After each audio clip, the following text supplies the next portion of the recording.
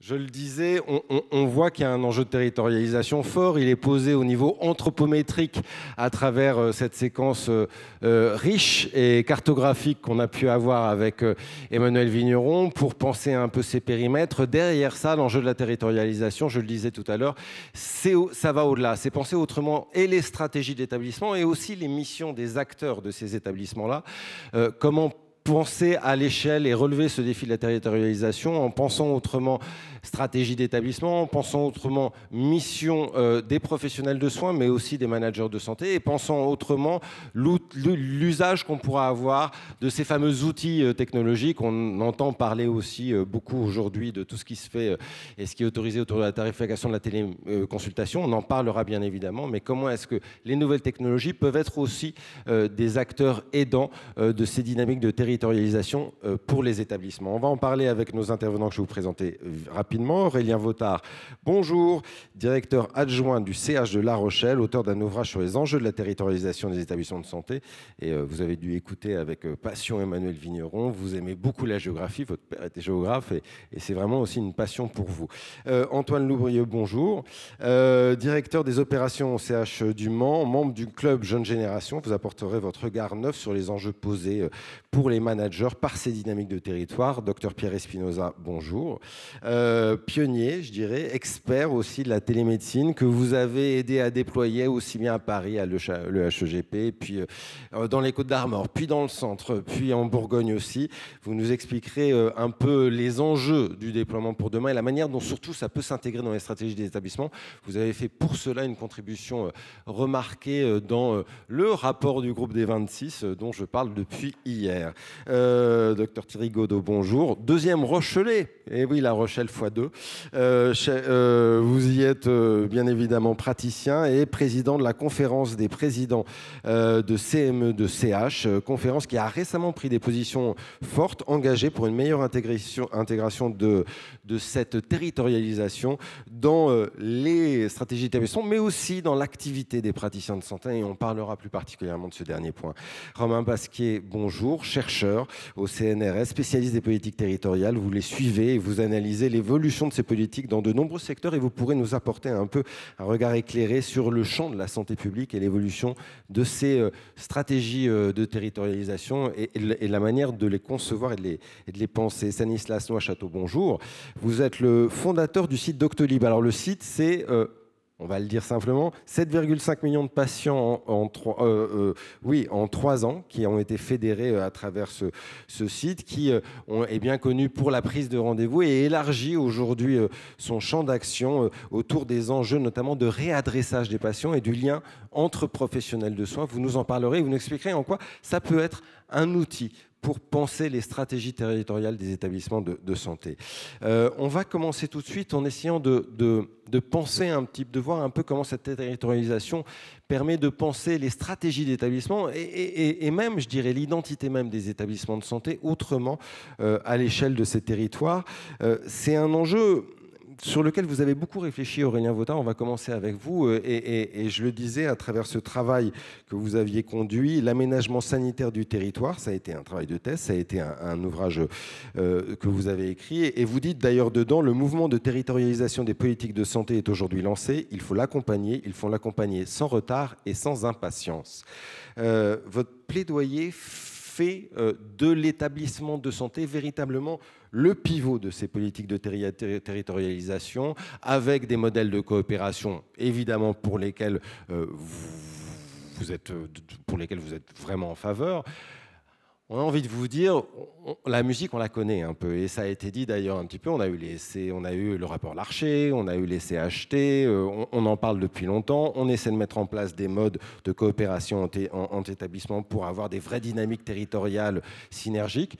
Et puis, au final, ça ne prend pas toujours. Et on est toujours beaucoup en attente. Qu'est-ce qui a manqué, selon vous, jusqu'à présent, pour que l'hôpital joue pleinement ce rôle d'acteur de territoire ? Déjà, je ne vais pas reprendre l'analyse géographique d'Emmanuel Vigneron, puisqu'il a fait bien mieux que moi. Je vais surtout insister peut-être sur quelques aspects systémiques ou sur les règles du jeu qui s'imposent à l'hôpital depuis toujours. Je dirais que l'hôpital a toujours été un acteur de son territoire, Par contre, il n'a jamais été pensé, ou seulement récemment, comme un acteur de l'aménagement en fait, de son territoire et de l'organisation de filières de soins. C'est en grande partie lié aux règles du jeu qui s'imposent à l'hôpital public. Historiquement, dans les 30 Glorieuses, l'enjeu c'était de développer une offre de soins sur l'ensemble des établissements, et les mécanismes budgétaires n'étaient pas favorables à une réflexion qui allait au-delà de l'établissement et de ses enjeux. Avec l'arrivée dans les années 2000 de la nouvelle gouvernance puis de la tarification à l'activité, il y a une première étape, alors qui n'est pas une étape de coopération, mais qui est plutôt une étape de mise en concurrence. On avait commencé à produire depuis les années 80 les données qui permettent d'analyser l'organisation territoriale. Et à ce moment-là, on a fait de l'hôpital un acteur concurrentiel, mais concurrentiel aussi vis-à-vis des autres hôpitaux publics. Donc à ce moment-là, je pense que l'hôpital s'est intéressé à son territoire. Cependant, dans un contexte où il n'était pas un aménageur, mais où il était en concurrence en tant qu'hôpital ou entreprise avec les autres hôpitaux. C'est d'ailleurs, je pense, la limite de la vision de l'hôpital entreprise ou de la tarification à l'activité. C'est qu'on a poussé un peu l'ensemble des hôpitaux à développer une offre, alors qu'au fond, les besoins de santé d'un territoire, ils sont limités. Ce n'est pas l'offre qui crée la demande en santé. Et je pense que c'est parce qu'il y a eu ce manque qu'à un moment donné, on a commencé à concevoir la nécessité entre hôpitaux publics de se réorganiser. Et donc, c'est effectivement deux étapes, la création des ARS pour décloisonner et puis avoir une vision de la régulation territoriale, et la création donc, des groupements hospitaliers de territoire, je vais revenir peut-être après, qui était absolument nécessaire. Mais c'est finalement à ce moment-là qu'on commence vraiment à concevoir l'hôpital public comme un aménageur de son territoire, comme un aménageur de filières de soins en lien avec les autres hôpitaux. Et effectivement, ce n'était pas possible de le faire dans le contexte précédent. Vous le dites bien dans votre texte, c'est un enjeu majeur parce que finalement, ça rebat les champs de l'excellence des établissements qui ont été construits en France sur une logique de compétition, vous le dites, et puis des managers de santé aussi qui ont été construits sur une logique de gestion. Et là, la territorialisation, elle rebat à ces deux dimensions les champs de l'excellence. Les GHT, vous l'avez dit, c'est la nouvelle histoire de cette territorialisation aujourd'hui. En quoi, pour vous, c'est une bonne nouvelle pour véritablement aller à l'endroit où cette territorialisation doit aller aujourd'hui? Et puis, qu'est-ce qui leur manque peut-être pour ça? On parle beaucoup de la nécessité de leur adjoindre cette fameuse raison morale qu'ils n'ont pas. Alors, déjà, les groupements hospitaliers de territoire, je pense que c'est une étape sur laquelle on ne reviendra pas. Il faut le dire. L'intercommunalité, avec la loi Chevènement, a abouti à l'existence d'établissements publics de coopération intercommunale sur tout le territoire. L'avantage du groupement hospitalier de territoire, c'est qu'il n'est pas optionnel. Il y a beau avoir eu des réussites sur les communautés hospitalières de territoire, et je suis bien placé à La Rochelle pour les connaître, ces exemples.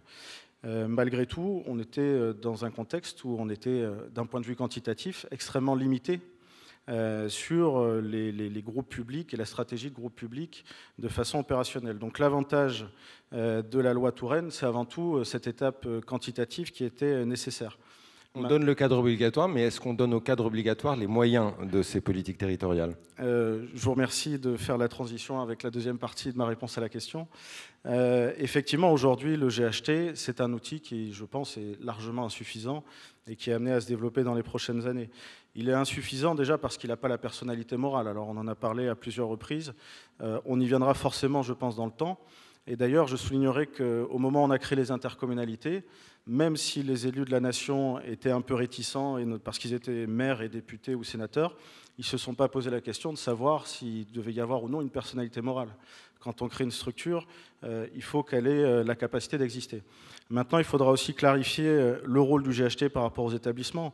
On ne peut pas sans cesse être dans les doublons structurels, dans les doublons en termes d'instances, puisque les temps de manager et surtout les temps médicaux sont précieux.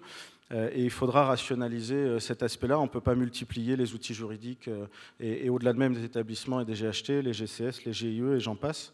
Ça a été déjà dit hier. Peut-être un dernier point, si vous me permettez.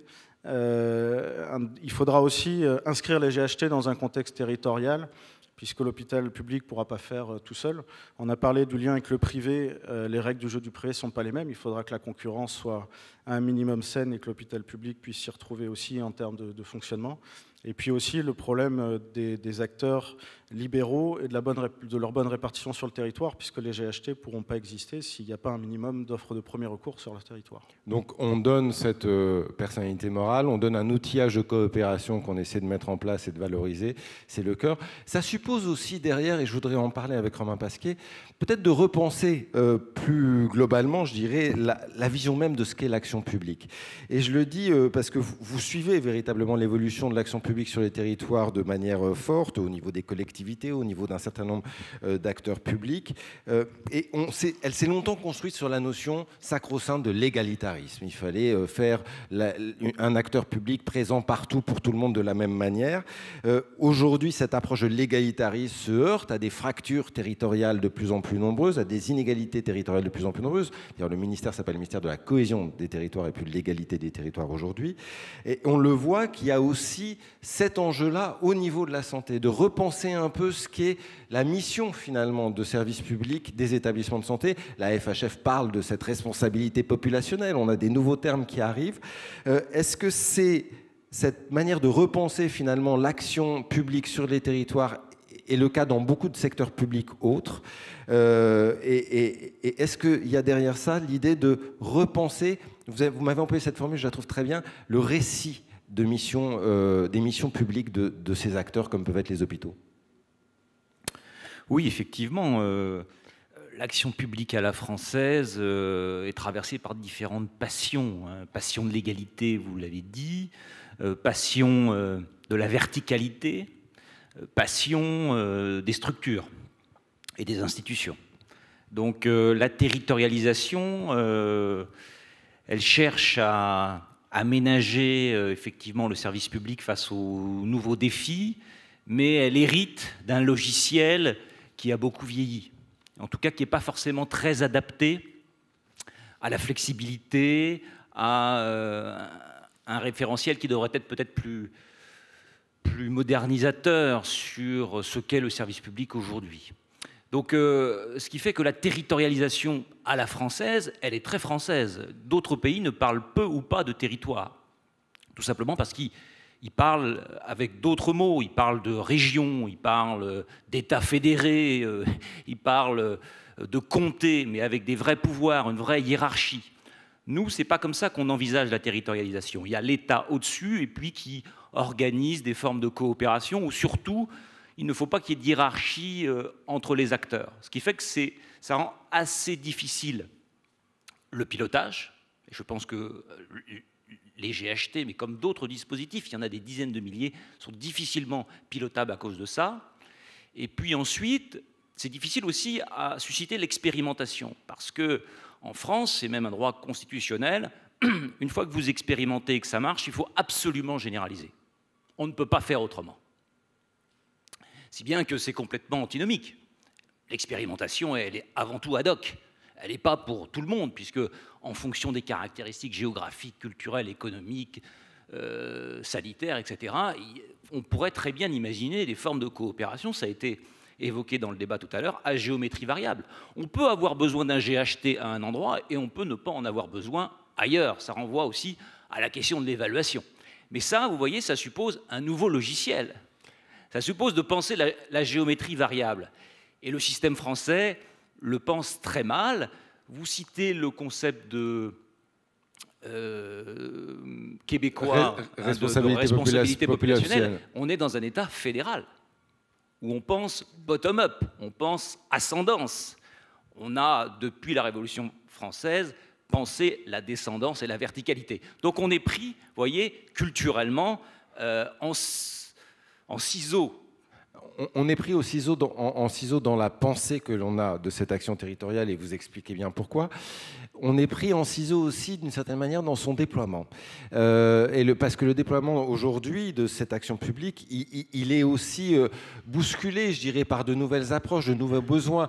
La volonté de le faire de manière participative, avec des actions citoyennes, avec de l'innovation sociale. Et là, ça ne perturbe pas la pensée, ça perturbe les modalités de cette pensée un peu là. Vous appelez ça le design un petit peu de l'action publique.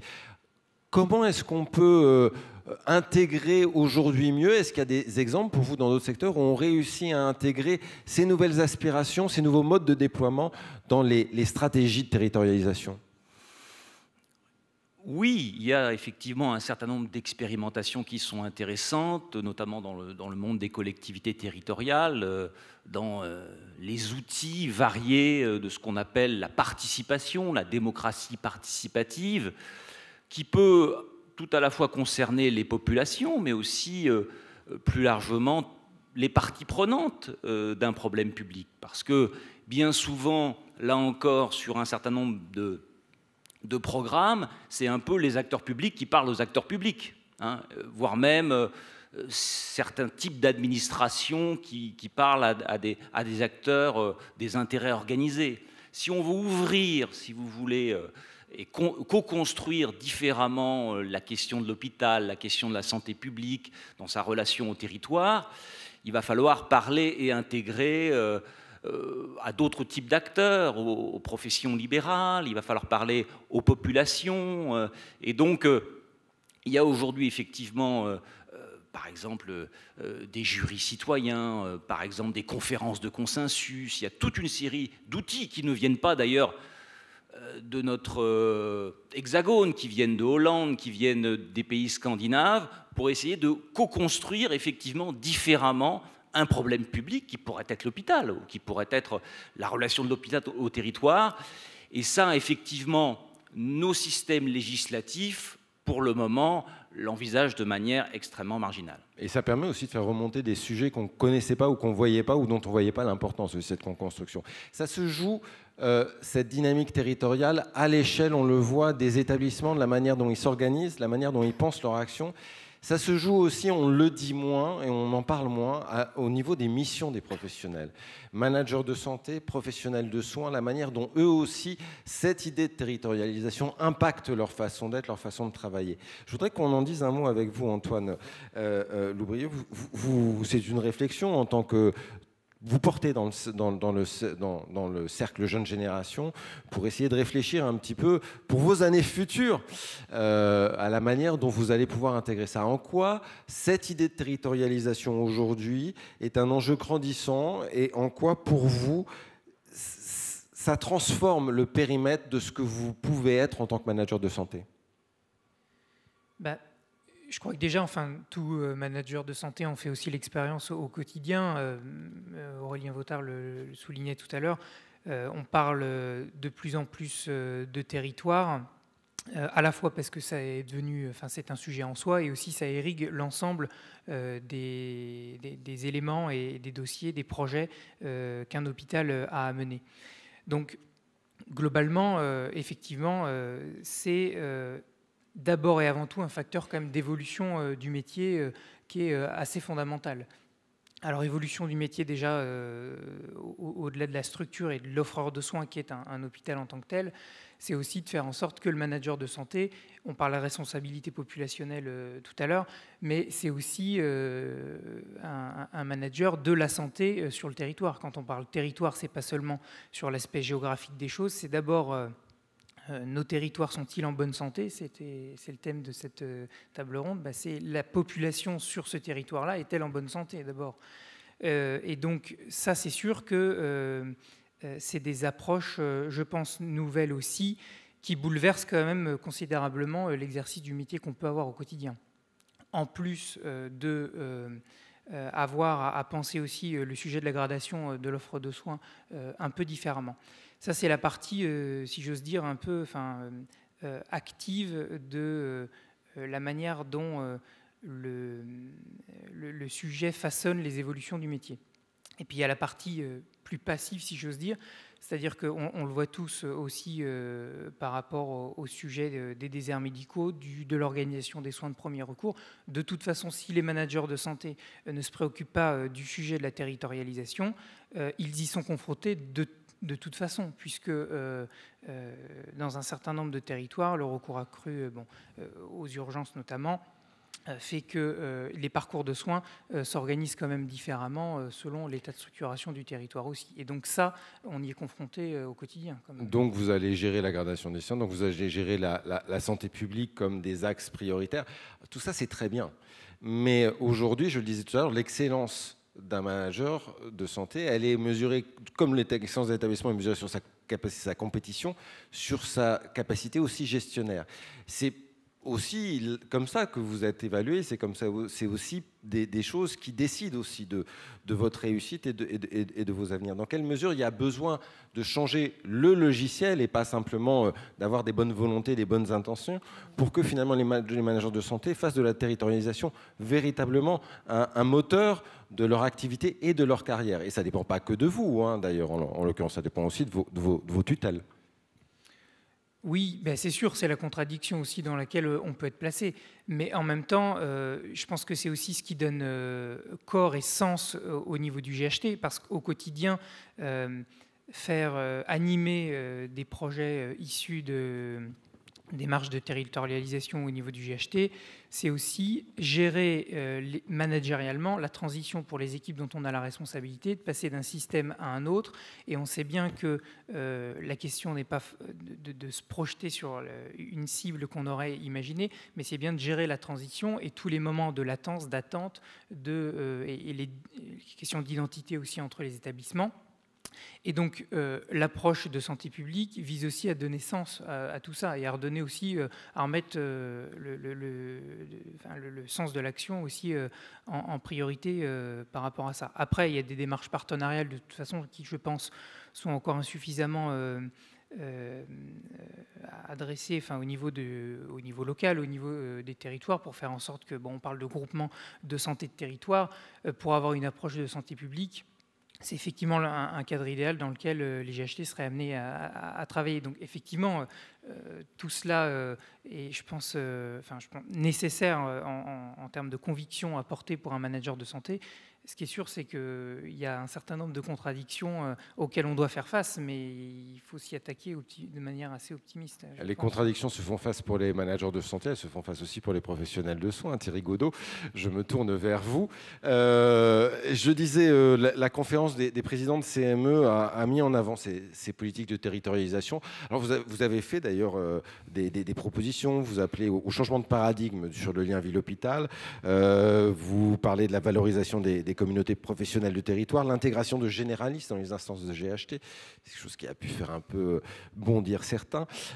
Comment, au-delà de tout ça, et on ne va pas rentrer dans ce détail-là, comment est-ce qu'aujourd'hui, il est possible de mieux valoriser ce que sont les projets territoriaux de santé pour les professionnels de soins? Ça reste encore, quoi qu'on dise, un parent pauvre de la pratique médicale en établissement. Comment est-ce qu'on peut aujourd'hui faire en sorte que ça devienne là aussi un enjeu d'excellence pour les professionnels de soins?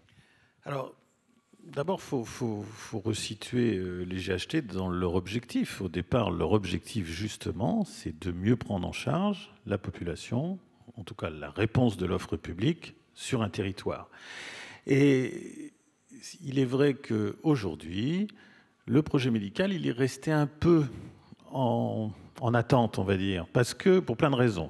Ça a été noyé par des raisons administratives. La politique des achats a beaucoup occupé les établissements. On est allé au pas de charge pour faire le projet médical partagé au 1er juillet 2017. Oui, 2017, oui, c'est ça.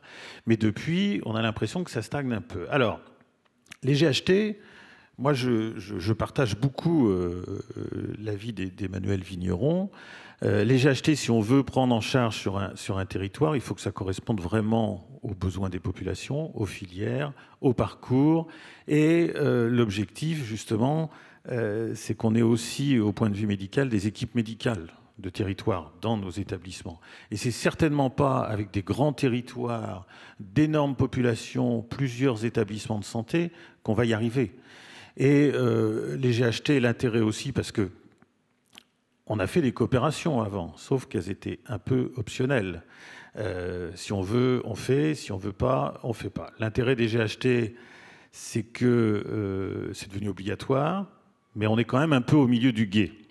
On est un peu au milieu du gué parce que globalement, on a rendu obligatoire les CHT, mais sans en donner des véritables leviers, ni administratifs, et justement, ni au niveau médical. Et il y a aussi ce problème au niveau médical, c'est qu'aujourd'hui, il n'y a pas obligatoirement de grande reconnaissance au sein de nos établissements des GHT, à part ceux qui sont concernés, parce qu'on n'a pas l'impression qu'il y a vraiment une gouvernance médicale, que les médecins n'ont pas obligatoirement, ne sont pas appropriés. Il y a eu une enquête de la FHF il y a peu de temps, disant que globalement, il n'y a que 30% qui trouvaient que les GHT étaient un levier. Alors, en fait, tout est biaisé, parce qu'il y a peu de praticiens encore qui sont concernés. Mais les GHT, pour moi, c'est véritablement un levier d'attractivité médicale.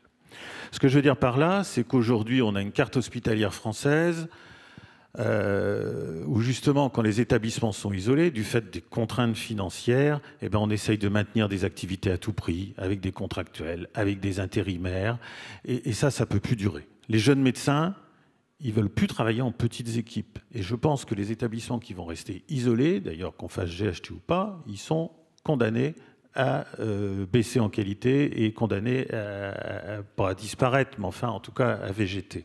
Les jeunes médecins, ils ne veulent plus être en petites équipes. L'intérêt des équipes territoriales, c'est justement d'avoir des équipes plus étoffées, d'avoir des recrutements, justement, de permettre de développer des surspécialités. Vous savez, les jeunes médecins, ils sont de plus en plus spécialisés. Alors, on peut le regretter, mais c'est comme ça. Et donc, ils veulent faire vraiment leur spécialité. Et avec les équipes territoriales, on va pouvoir faire des consultations avancées, de la chirurgie ambulatoire avancée. On pourra recruter dans des établissements pour ouvrir le plateau technique du plus gros, et ce qui permettra d'avoir des praticiens dans de plus petits établissements. Et moi, je crois beaucoup à ça, et je crois beaucoup aussi en termes d'amélioration de la qualité des soins. L'intérêt aussi des GHT, c'est que je pense que ça peut avoir un énorme levier sur la qualité des soins. On ne fait pas tout partout, mais quand on le fait, on doit le faire de la même manière. Alors, oui, vous voulez, parce que je peux... Non, allez-y, finissez. Non, je réfléchis en même temps, mais finissez. Ah, d'accord. Donc ça va être un premier levier. Mais il faut qu'il y ait un projet médical. Et il est urgent de remettre ce projet médical de territoire. Alors là, c'est la version hospitalière. On parlera probablement du projet au niveau territorial, entre guillemets, d'une manière générale. Mais il faut remettre ce projet médical pour que ça ait du sens vis-à-vis des équipes pour améliorer ça. Parce que... comment dire, je pense qu'il va falloir aussi revoir l'organisation de nos établissements. Je ne suis pas sûr, il faut absolument développer les établissements, enfin le soin de proximité, mais je ne suis pas sûr qu'on pourra garder le même modèle des services de spécialité. Je pense que par rapport aux équipes de territoire, il va falloir revoir aussi l'organisation de nos établissements, en tout cas pour ceux qui ne sont pas de recours ultra spécialisés, avec probablement de plus en plus de services polyvalents, avec les spécialistes intervenants, parce qu'un établissement de taille moyenne qui veut garder des services de spécialité de 30 lits, eh bien, il n'attirera plus personne, parce que globalement, on fait de la médecine polyvalente, on fait globalement 10 lits de spécialité, 20 lits de médecine polyvalente, et les jeunes médecins, ils ne veulent plus venir. Donc je pense aussi qu'il va falloir revoir ce modèle-là en interne. Avec deux axes qui sont importants, qui vous tiennent à cœur. L'un, c'est le fait d'avoir des CME au niveau des GHT. Vous dites qu'il y a le conseil stratégique, c'est bien, mais c'est un peu fourre-tout. Et puis finalement, il y a plein de monde et tout le monde ne sait pas vraiment ce qu'il y fait. C'est pas ça l'enjeu. Il faut qu'il y ait une vraie CME de GHT. Sinon, on raccordera pas le train. Voilà. Alors aujourd'hui, on va dire, bon, il y a un comité stratégique, mais la lisibilité de l'action et de la stratégie de ce comité stratégique dans les établissements, quand même, pour ceux qui n'y sont pas, est extrêmement floue. Et je pense en effet que si on veut donner un levier au GHT, quand on parle d'organisation, de parcours, de filière de qualité, nous, on est demandeurs d'une commission médicale obligatoire qui va définir la stratégie territoriale, le sens du GHT, le cadrage, les missions, on va dire, régaliennes du GHT, et dans nos établissements, une commission médicale, enfin une CME, peut-être qu'avec le temps, ça évoluera aussi, qui s'occupe de l'organisationnel. Il est clair que on peut avoir, alors on va me dire encore, on multiplie les instances, mais Peut-être qu'on n'appellera pas ça une commission, qu'à force on l'appellera autrement, mais organiser les filières dans un établissement, la gestion des lits, les parcours au sein d'un établissement, c'est pas un GHT, surtout si on ne voit pas les périmètres, qui va organiser ça. C'est quand même pas le GHT du Limousin qui va régler l'organisation interne du sel, de Brive et de Tulle. Donc il faudra quand même une commission médicale, mais il va falloir revoir aussi les compétences des uns et des autres. Vous savez, dans les établissements, pour l'instant, les médecins, ils se reconnaissent beaucoup dans la CME. Quand la CME elle a adopté quelque chose, les médecins, quand même, dans l'ensemble, ils se reconnaissent dans cette instance. Alors, on voit la manière dont cette territorialisation elle peut impacter les établissements, elle peut impacter la place, le poids des professionnels de soins. Il y a un dernier aspect que je voudrais voir avec nos deux derniers intervenants, et puis on prendra des questions de la salle derrière, c'est les nouvelles technologies. Les nouvelles technologies, elles sont très intéressantes, elles sont très importantes, parce qu'on les voit souvent, on se dit, à défaut d'hôpital, à défaut de service public, on mettra des nouvelles technologies, et puis ça fera la misère, ça cachera la misère. Bon, l'idée, c'est de voir dans quelle mesure ces nouvelles technologies peuvent être pas des palliatifs, pas des concurrents, mais véritablement des outils de ces dynamiques de territorialisation. Et ça suppose d'intégrer ces nouvelles technologies et ce qu'elles peuvent apporter au plus près de la réalité des établissements, des besoins des équipes et des territoires. Pierre Espinosa, c'est un credo que vous défendez depuis bien longtemps déjà, début des années 2000, dans votre parcours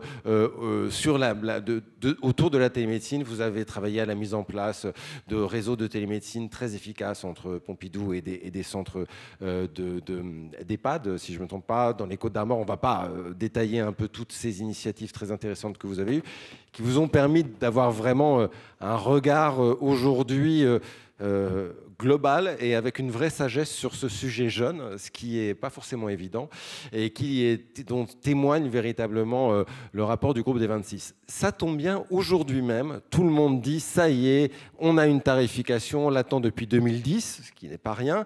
La télémédecine, c'est parti. On voit des reportages depuis ce matin fleurir partout, de téléconsultations. Tout est gagné, tout est bon. La télémédecine, on était en retard, mais maintenant, tout va bien, on va en avant. Est-ce que la tarification va faire finalement que tout va être résolu en matière de télémédecine et que la télémédecine va devenir le nouvel ami et le nouvel allié des stratégies hospitalières et des liens entre acteurs de soins sur les territoires? Je vois que vous exprimez un vœu que, en tant que clinicien, je souhaite voir arriver. Mais la sagesse de mon âge me conduit à regarder les 14 dernières années où j'ai travaillé et porté un regard critique dans 5 régions différentes. Et ce que j'observe ne me rend pas nécessairement d'un grand optimisme, même si je suis optimiste de nature. Vive la tarification, donc ça y est, la porte est ouverte. On va l'espérer, mais permettez-moi d'apporter un regard critique à travers 5 observations qui vont être rapides, mais qui sont très importantes, ces 5 observations. Car ça ne fonctionne que s'il y a une cohérence d'ensemble. Or, il n'y est pas, cette cohérence d'ensemble. Premièrement, la gouvernance des projets de télémédecine dans les dernières années. Cette gouvernance, c'est un millefeuille doublé d'une activité en silo. Donc, résultat des courses, les plateformes de télémédecine qui ont pu être mises en place dans les régions françaises à partir de 2011-2012 n'offrent pas la cohérence. C'est-à-dire que l'industriel qui a pu préparer des formulaires de dermato ou d'autres spécialités, et bien que l'on soit en région nord, en Bretagne, ou en Bourgogne, même si c'est le même industriel, les formats ne sont pas les mêmes. Il y a un manque de consensus. Manque de consensus au niveau des projets industriels, mais aussi au niveau des projets médicaux, ce qui fait qu'on a une balkanisation de ces projets, qui fait qu'on n'en tire pas tout l'intérêt qu'on aurait pu en tirer. Ce d'autant que le financement de la télémédecine, qui a priori est annoncé comme précis, on a dépensé tant d'argent, offre quand même un flou artistique bien plus important qu'on ne le dit. Donc ça, c'est ma première remarque. Je terminerai cette première remarque en disant comment est-il possible qu'une région déploie 100 chariots à 25 000 € de chariots dans toute sa région, dans des EHPAD, dans des hôpitaux, dans des prisons, sans qu'il y ait un iota pour la formation. Donc là, ça m'interpelle fortement. Ma deuxième remarque, c'est que la tarification, ça fait longtemps qu'on en entend parler. En 2011, ça a déjà été annoncé, mais l'assurance maladie n'était pas dans le coup et n'avait pas budgété les financements. Ensuite, on a eu des décrets pour appliquer une tarification sur les plaies et cicatrisations. C'était tellement une usine à gaz inapplicable par les professionnels de santé que ce premier décret a été écrasé par le décret suivant. Pourquoi ? Parce qu'il y avait eu 3 inclusions, dont 2 erreurs d'inclusion. Donc là, ça marque quand même un problème de cohérence dans cette tarification que l'on veut déployer.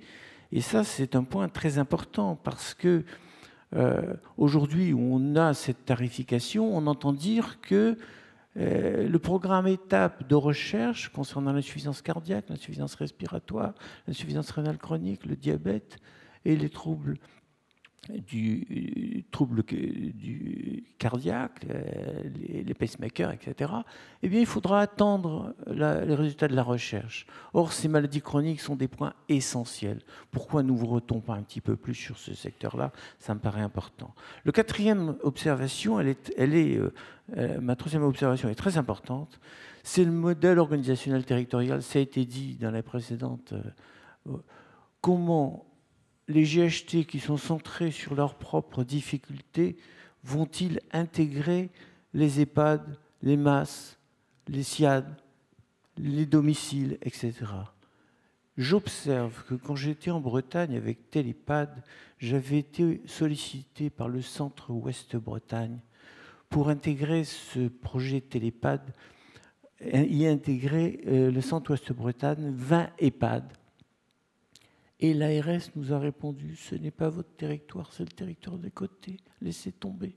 Donc ces problèmes de cohérence-là, ils sont extrêmement importants. Et pour terminer, je dirais que nous manquons d'un observatoire national des outils de télémédecine.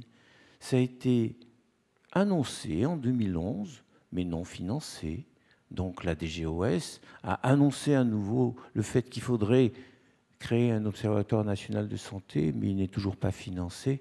Alors je comprends que la Cour des comptes dise qu'il faut avoir un peu un problème de cohérence. Alors je n'ai pas parlé des outils, mais ça viendra peut-être plus tard. Oui, l'idée, et vous le dites bien, c'est qu'il y a un manque de vision globale et de pensée organisationnelle pour intégrer cette télémédecine qui révèle les problèmes avant de les résoudre. Et souvent, on pense la chose on se dit ça va résoudre les problèmes sans forcément directement. Vous avez, dans cette contribution, posé les bases de ce que pourrait être une stratégie numérique autour de la télémédecine nationale, avec la mise en place de cet observatoire qui donne cette vision globale, avec un certain nombre d'outils. On ne va pas tous les détailler hein, parce qu'on n'a pas le temps, mais quels sont pour vous les axes, les 2 axes clés à mettre en place dans ce que serait une stratégie nationale de télémédecine qui accompagnerait, prolongerait et consoliderait cette amélioration en termes de tarification? Ma première remarque est forte. La question n'est pas une question technologique. La question est une question organisationnelle du territoire. Et je pense qu'il faut s'appuyer, et comme on l'a vu dans Bourgogne, sur une coordination territoriale d'appui. C'est penser à partir des professionnels, qu'ils soient administratifs, qu'ils soient médicaux, qu'ils soient infirmiers, penser l'organisation de territoire et se doter ensuite des outils cohérents. Outils cohérents, pour moi, c'est simple. Comment puis-je faire de la télémédecine si je n'ai même pas une messagerie sécurisée? En Bretagne, j'ai réussi à l'installer dans les EHPAD, mais c'était impossible dans les hôpitaux. Donc, j'ai besoin de messagerie sécurisée. J'ai besoin d'une prescription électronique qui est possible pour déclarer ses impôts, qui est effectivement la signature électronique est valide dans les banques. Mais pourquoi ne le fait-on pas pour les professionnels de santé? Ça nous permettra d'envoyer de manière simple. Oui, il le faisait. Hier, on nous a montré qu'en Estonie, voilà, ça se fait. Je pense que ça, c'est un problème clé. Et sans rentrer trop dans les détails, l'interopérabilité. Il faut avancer sur ce sujet-là. Ça n'est pas possible de demander aux professionnels de sortir un papier, de le scanner, de le rentrer dans un dossier. Il faut arrêter cette attitude totalement incohérente où on est en train d'être des gratte-papier plutôt que d'être des professionnels métiers. Et il faut à ce moment-là aussi qu'on aboutisse à un travail cohérent de terrain où les infirmières ont un rôle essentiel dans l'organisation territoriale, je le pense, j'en suis convaincu.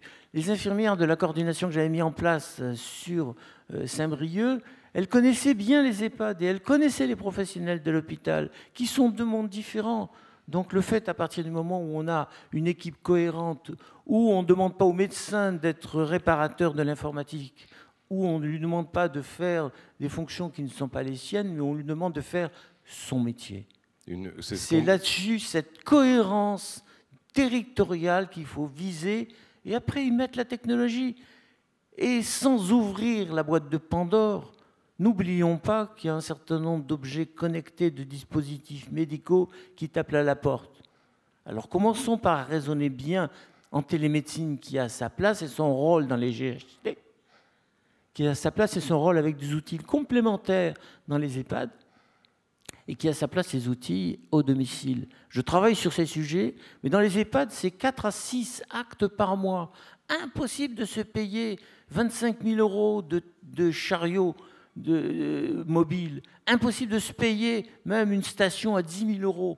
Il faut utiliser des outils mobiles que l'on met dans les mains d'infirmières qui peuvent aller sur un territoire en mutualisant les outils, en parfaite cohérence avec les médecins spécialistes hospitaliers, publics ou privés. Intégration de la télémédecine, intégration d'autres nouvelles technologies. On va finir avec vous, Stanislas. On pourrait dire Doctolib sur scène, ça y est, les GAFA sont dans la place, les grands méchants. C'est pas du tout ça. Non, mais ça pourrait être la vision et c'est pas du tout ça. Parce que justement, de votre succès de Doctolib, qui a été celui de favoriser les prises de rendez-vous pour des individus avec leurs praticiens, avec des praticiens, vous avez une évolution du modèle économique qui est extrêmement intéressante, extrêmement originale, extrêmement pertinente aussi, qui est celle de dire on va essayer de travailler à mettre en lien ensemble les professionnels de soins et travailler autour d'une notion qui est une notion aujourd'hui clé et très peu abordée dans l'organisation des soins, qui est celle du réadressage des patients. C'est-à-dire que quand je ne peux pas prendre le patient, je lui dis débrouillez-vous, et on peut faire circuler la patientèle en attente d'un agenda de praticien à un autre agenda de praticien, d'un agenda de praticien à un agenda d'établissement. Ça suppose de connaître l'offre et ça suppose de faire la connexion. Vous travaillez sur une offre qui est, je crois, accessible depuis le début de l'année, véritablement là-dessus, avec des champs d'expérimentation dont on parlera. Première question.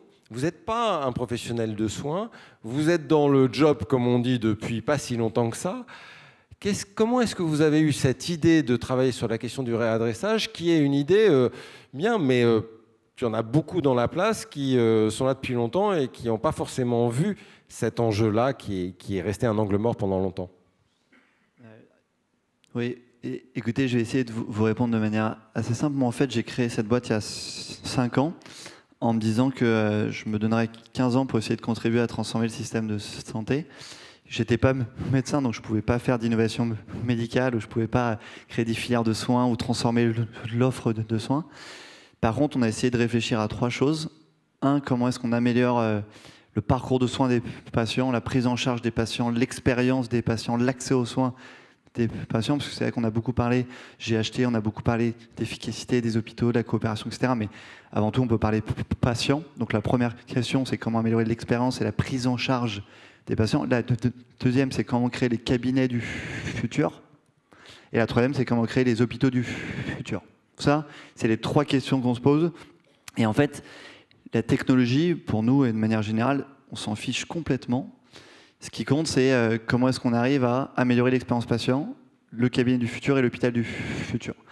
Et après, pour répondre précisément à la question, en fait, très vite, donc on a aujourd'hui un peu plus de 20 millions de Français sur notre site par mois, 60 000 praticiens, 1200 établissements de santé. En fait, on s'est rendu compte que l'orga des soins, C'était la chose la plus importante. Et donc, en fait, ce qui comptait, c'était quoi? C'était la stratégie autour de l'activité de consultation. Qui allait où et quand? Pourquoi? C'était quoi la prise en charge d'un patient? Qui va en ville? Pourquoi? Quand? Qui va aux urgences? Pourquoi? Quand? Qui va à l'hôpital? Pourquoi? Quand? Quelles sont les consultations de suivi? Aujourd'hui, je suis DG d'un grand CHU, j'ai 400 000 consultes par an. En fait, il y en a 150 000 qui ne servent à rien que je devrais envoyer en ville. J'ai 20 millions d'urgences en France par an. En fait, il y en a 45-50% que je pourrais envoyer en ville. Donc, comment est-ce que je fais pour m'organiser autour de cette stratégie de consultation? Aujourd'hui, je suis DG d'un CH. Mes praticiens, ils vont faire 75 consultations en moyenne par mois parce qu'ils font plein d'autres choses que l'activité de consultation, alors qu'en ville, un praticien va faire 200, 250, 300 consultations par mois. Qu'est-ce que je fais? C'est 75 consultations. Et donc, sur le sujet de l'hôpital et de la territorialité autour de l'hôpital, on s'est posé des questions simples qui étaient de dire, il faut que l'expérience patient soit meilleure, donc l'information des patients, il faut que le patient puisse prendre un rendez-vous en ligne, on puisse communiquer avec lui, on puisse lui permettre de voir la facture en ligne, la préad en ligne, etc. Et la seconde question, c'est quelle est la relation entre la ville et l'hôpital? Aujourd'hui, on peut communiquer entre la ville et l'hôpital par des messageries sécurisées pour transférer de l'info, mais en fait, le moyen le plus efficace, c'est la prise de rendez-vous. C'est simplement de dire, je suis chef de service, je veux envoyer des consultations de suivi en ville, je peux devoir le faire en un clic. Je suis un médecin généraliste à proximité de l'hôpital, je peux le faire en un clic, avec des créneaux prioritaires, accessibles plus facilement. Seul l'usage compte. On peut parler des heures de l'organe de notre système de soins, on peut parler des heures de la technologie, etc. En fait, ce qui compte, c'est qu'il y ait des rendez-vous qui soient pris. Je vous donne un chiffre. Aujourd'hui, je vous ai parlé du 20 millions des urgences, tout le monde le connaît, c'est un problème systémique. Aujourd'hui, sur Doctolib, sur nos 60 000 prates, ça représente 20 millions de consultations par an prises dans les 48 heures. On n'a rien fait, on n'a pas changé, on a juste rendu lisible une offre libérale, rendu lisible une offre publique. On a juste permis la prise de rendez-vous 24-24, 7-7. On a juste permis à des établissements de santé ou des professionnels de santé libérales de se dire je garde 10% de mes créneaux pour les urgences. Ces créneaux d'urgence, ils peuvent être réservés que la veille ou que 2 jours avant. Et on a mis en relation des services d'urgence, le SAMU, les sapeurs-pompiers, les EHPAD, avec des professionnels libéraux.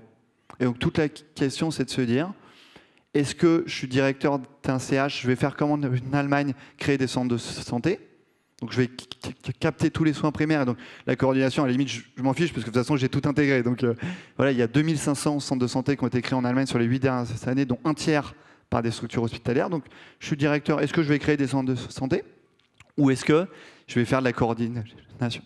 Mais par contre, avec de l'usage.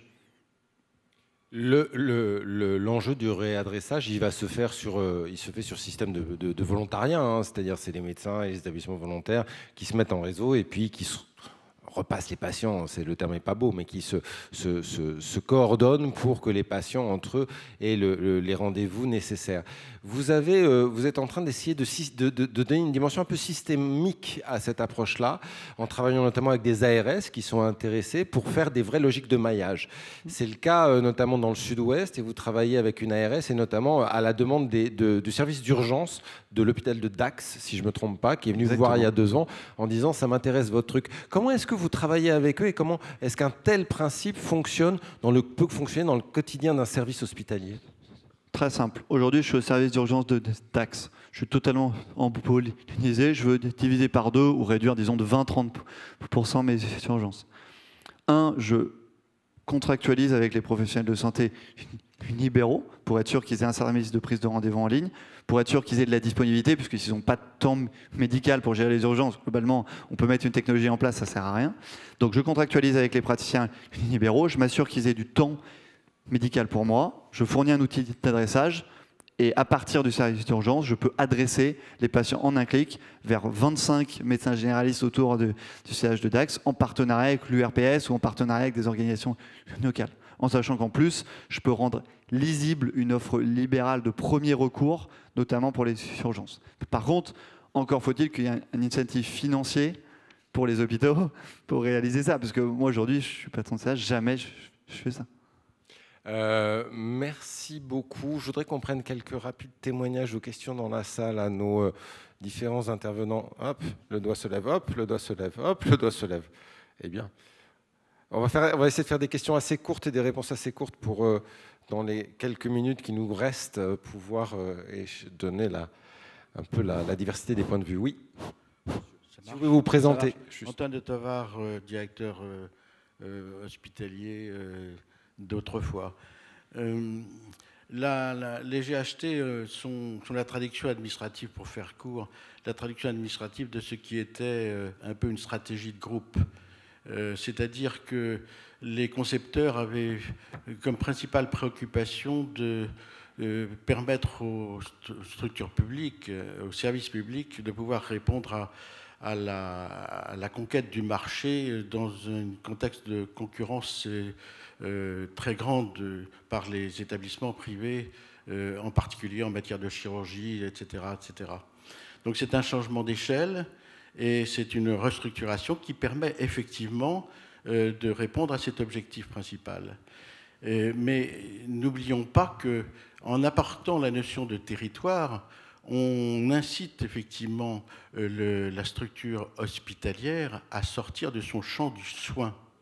Les établissements publics de santé, parce que c'était ça la définition exacte de l'hôpital, avaient déjà cette mission et pouvaient très bien, avaient l'autorisation, un certain nombre de structures hospitalières le faisaient, d'entrer dans le champ de la prévention, d'avoir des liens avec les structures communales, etc. Donc je comprends bien effectivement que l'attention principale des professionnels de l'hôpital soit prise dans cette dynamique difficile d'ailleurs de constituer ces GHT qui doivent répondre effectivement à des préoccupations économiques et de santé, mais aussi, et ça c'est sous la forme de questions, comment vous envisagez, et je vois d'ailleurs que la jeune génération laisse une place très grande à la santé parallèlement aux soins. Comment vous envisagez effectivement cette mutation de la vision trop exclusivement hospitalocentriste, car les GHT peuvent être une nouvelle variation de l'hospitalocentrisme vers la dimension transversale de la santé. Thierry Godot. Alors, il est clair que notre système de santé actuellement, il est cloisonné et qu'il faut absolument décloisonner. Les GHT, c'est le parcours intra-hospitalier, mais c'est qu'une partie de la prise en charge. Aujourd'hui, je dirais qu'on est quasiment à l'étape zéro. Il faut d'abord qu'on s'organise entre nous, mais tout ça, ça ne marchera que si en effet, au niveau d'un territoire, tous les acteurs travaillent ensemble. Et nous, on milite, et c'est en effet un peu comme le projet territorial de santé, c'est pas tout le monde dans les GHT, c'est entre guillemets tout le monde autour de la table, pour faire un projet territorial, pour définir les filières, les parcours, faire aussi un schéma territorial des soins non programmés qui y participent, pourquoi pas une qualité des soins, etc., etc. Et nous, on milite pour des intéressements justement collectifs autour de la prévention, autour de la santé publique, pour essayer de définir dans un territoire qui fait quoi. Il faut en effet, l'hôpital de demain, c'est l'hôpital hors les murs. Le GHT, ce n'est qu'un nouveau modèle d'organisation de l'hôpital public, en tout cas nous on le conçoit au niveau médical comme cela, et maintenant ça ne marchera que si on met tous les acteurs autour de la table avec des incitations. Aujourd'hui on est plus dans un modèle punitif. Quand vous ne faites pas bien, on va vous mettre des sanctions. Nous on milite, y compris pour la permanence des soins, pour une incitation positive et des leviers à agir. Peut-être, oui, Monsieur Vautard, un petit mot de complément pour avoir le point de vue aussi du coup directeur. Oui, après on partage souvent certains avis avec Thierry Godot. Peut-être en complément de l'expérience du territoire du Nord-Charente-Maritime, le point important dans les recompositions qui s'ouvrent, ça va être aussi non pas d'organiser le dépérissement et de supprimer les offres, mais de faire en sorte que les filières de soins elles soient pleinement pertinentes et qu'il y ait une entrée qui se fasse en tout point du territoire. On en parlait tout à l'heure, l'idée c'est pas forcément d'avoir la même offre en chirurgie à 20 km d'écart dans des établissements qui sont pas forcément de la même taille. L'idée c'est d'aller chercher le patient qui aujourd'hui n'accède plus aux soins avec des consultations avancées.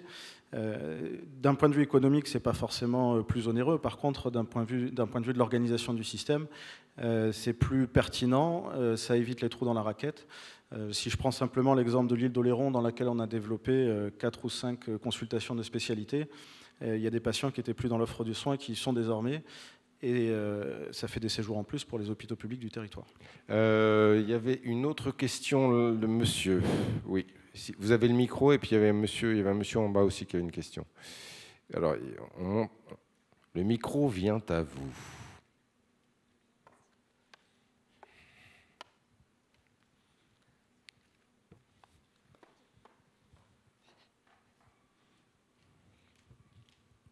Oui, bonjour. Donc, Monsieur Rigal, directeur des systèmes d'information. Je me félicite de voir Doctolib ici et justement de me dire est-ce qu'on ne pourrait pas capitaliser sur leur réussite et s'inspirer en fait de cette notion dissociée de la technologie, de l'aspect métier. Aujourd'hui, on a souvent embolisé nos hôpitaux avec des sommes pharaoniques pour mettre nos data centers à disposition.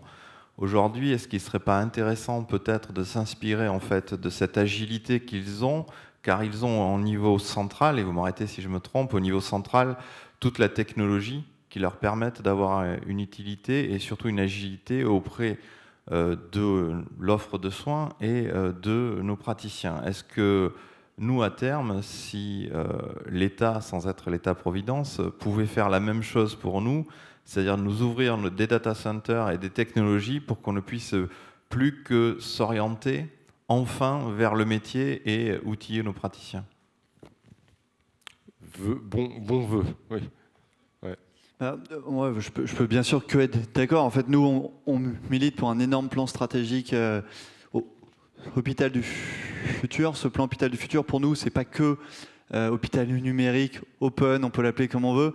C'est un vrai plan qui est de dire la technologie, ça doit être au service des patients, de la ville, des professionnels de santé. Vous savez, on a 3 indicateurs de perf. C'est la performance humaine. Il faut que les personnels soient, les 2 millions de personnes qui travaillent dans le secteur de santé, ça se passe bien pour eux. La performance patient, il faut que l'expérience patient soit bonne.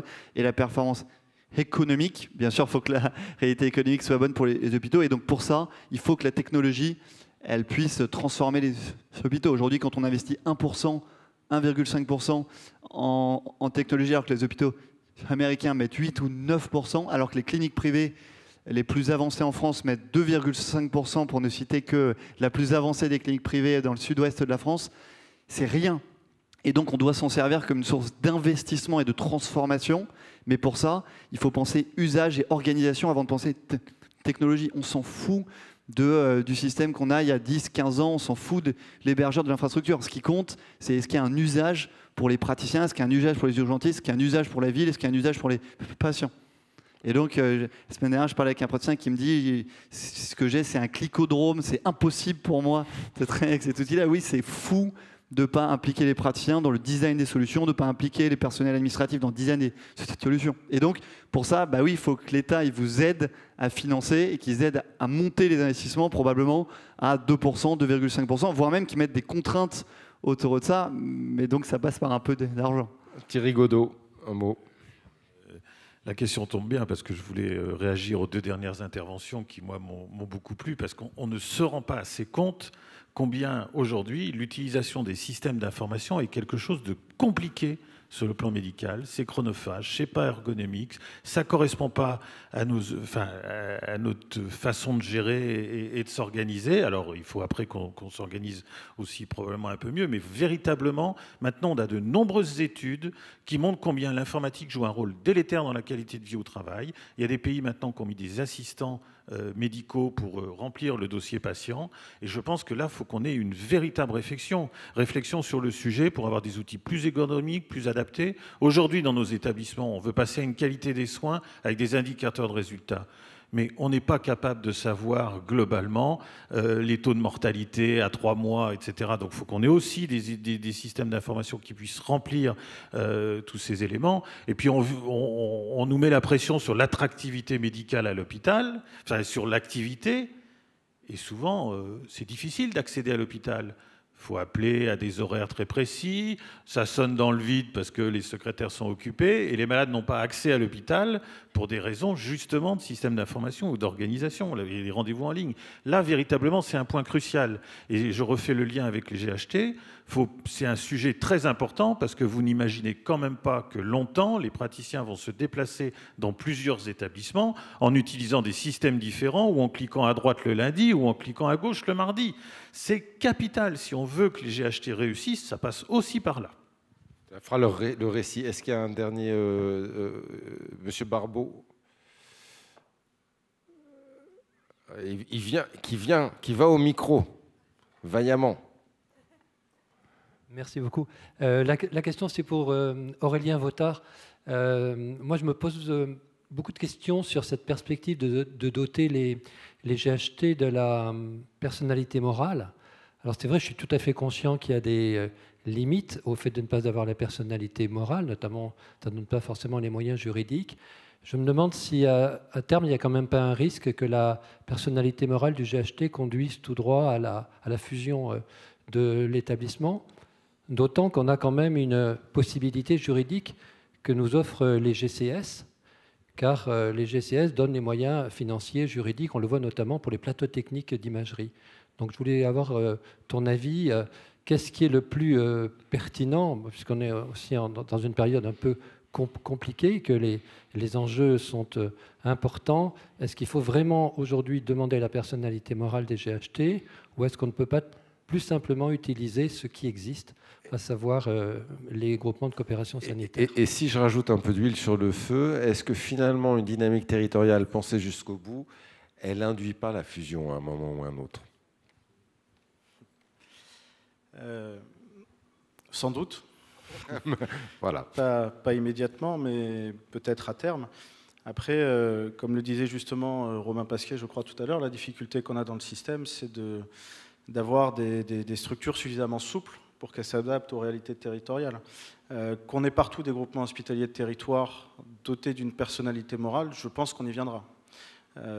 Et peut-être que cette personnalité morale, elle laissera quand même une certaine souplesse de gestion aux hôpitaux, aux établissements existants. Et il faudra aussi qu'elle intègre peut-être l'ensemble du plateau technique avec une gestion simplifiée, parce qu'aujourd'hui on multiplie aussi des GCS de moyens. C'est aussi chronophage pour les directions d'établissement. Je connais un certain nombre de GCS qui gèrent une seule activité et pour laquelle on passe pourtant un temps administratif extrêmement important et pendant lequel on ne fait pas de stratégie. Donc ma réponse, enfin mon sentiment après avoir travaillé sur le sujet, et si je m'inscris dans un temps long, c'est qu'on arrivera sans doute à une personnalité morale de territoire, à un groupe public avec une entité juridique.